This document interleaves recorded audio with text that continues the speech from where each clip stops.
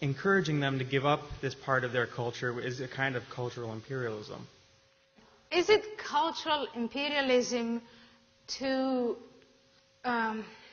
denounce practices and principles of people of color, people who in the past used to be subordinates, and people, let's say anyone outside of the white man, basically? Is that cultural imperialism?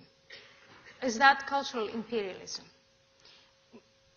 As a woman born into Islam, my answer is an emphatic no.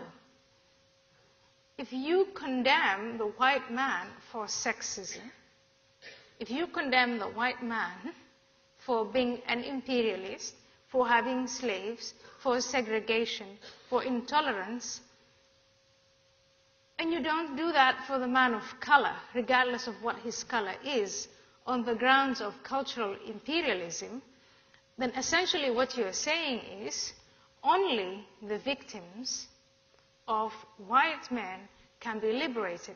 But what about people like me and like all the millions and millions of women? So if you are a victim of sexism perpetrated by an Arab or a Chinese or an Indian, and someone else says something about that and he or she happens to be white, that is cultural imperialism? No, that is a wrong way of reasoning. And what we do, if we go along in this reasoning, is support, basically, the Cairo Declaration of Human Rights, which says we are not born free with unalienable rights, but we are subjects of God. And who God is and what he says is decided by a bunch of men in long dresses and long turbans. And I'm going to be the victim. No way. Cultural imperialism is just a defense mechanism for those people who have an entrenched interest in the status quo to say to those who are fighting for universal human rights are not really universal, they are Western. And I emphatically disagree with that.